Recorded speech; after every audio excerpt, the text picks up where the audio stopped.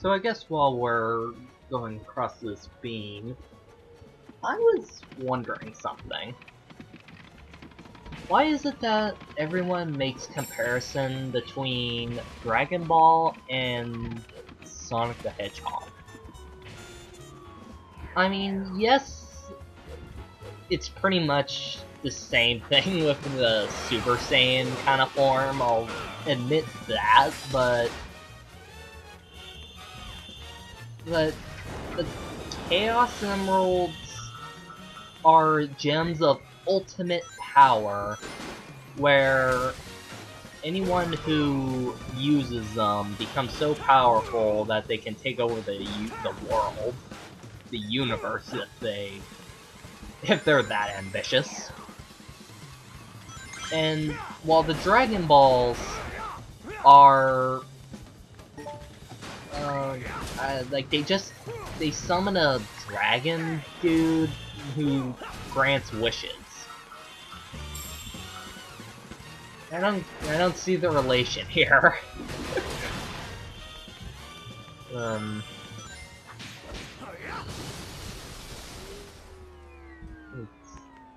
It's just something that kind of bugs me when someone pulls that comparison. I mean, well, I will admit I do like some of the cheesy little gags that they can. Did some of the background just disappear? It just popped back in. What? I am finding weird things on this playthrough. Weird things.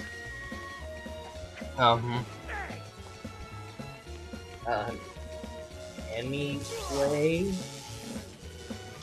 back to that, yeah, I don't really understand why everyone tends to make Dragon Ball and Sonic comparisons.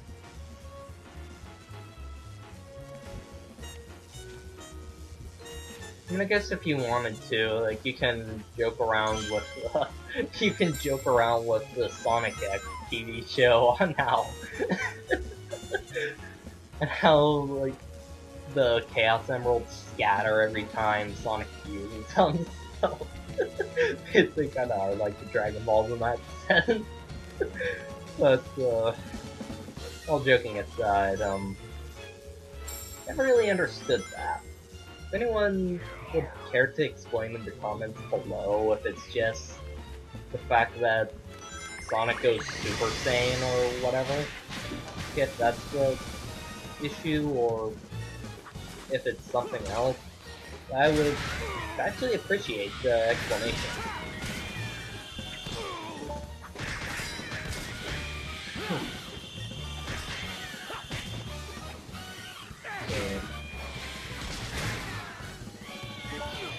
I guess while I'm on the topic of Sonic X's TV show and Dragon Ball and whatnot, I personally did actually like the Sonic X TV show. I mean, I know it's cheesy and it has some bad moments in it, but I kind of thought that they represented the games decently well. I mean, the box is clipping through the chair. That's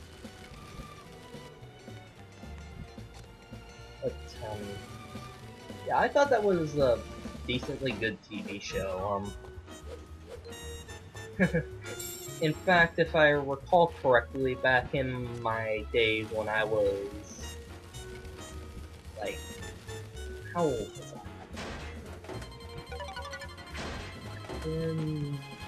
Maybe 8, maybe 6. I'll just say 7 and give or take a few years. But yeah, my first experience with Sonic was, I remember 2 things.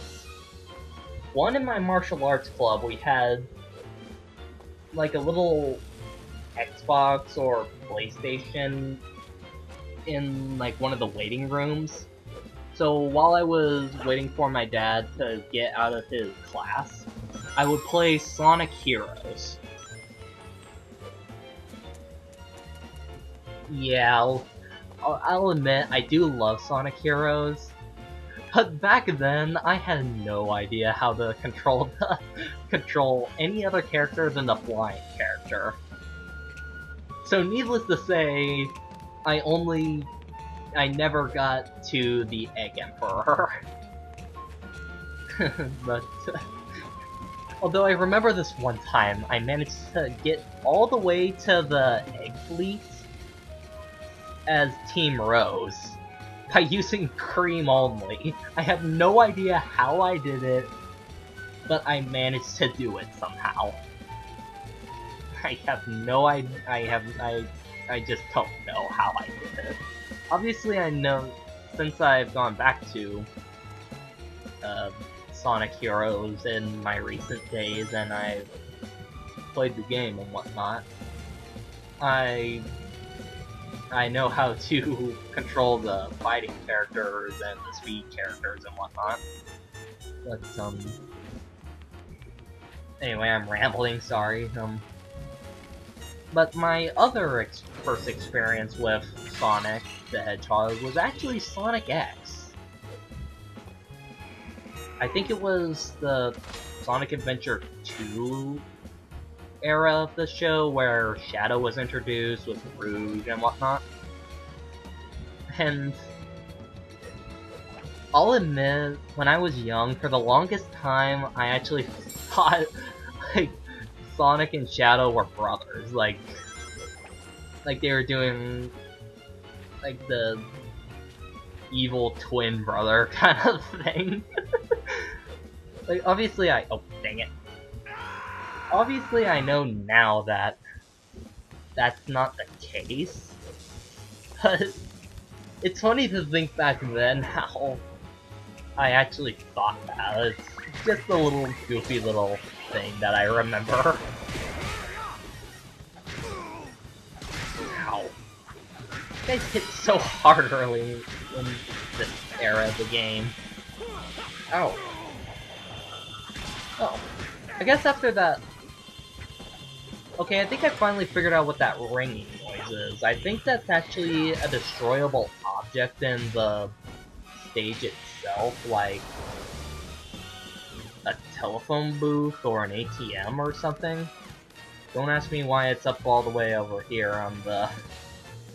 on top of a rooftop, but anyway, I think it's some form of machine that when you break it, it makes that noise.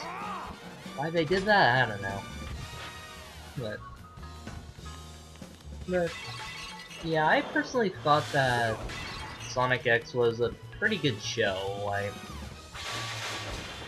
it had obvious flaws. I'm not gonna say that it's the best show, but it's a guilty pleasure, you know. Fun. It has its funny moments. It was pretty good. I thought it did a decent job of explaining the series in video form, you know. Oh, how did that even hit me? Seriously, you guys saw that. How did that hit me? I jumped in the air. But, anyway, I have a much easier time with this Titan than I did with the other one. Here I'm looking for the fist power-up, which is a claw power-up, which is right here. Ow.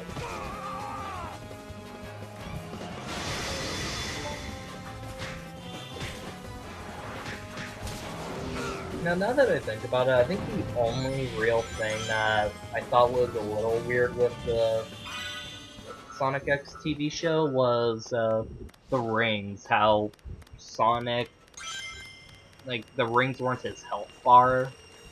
They were essentially a power-up. Like, if you give Mario a mushroom, he grows large, while Sonic, he grabs a ring, he goes into his super spin attack mode.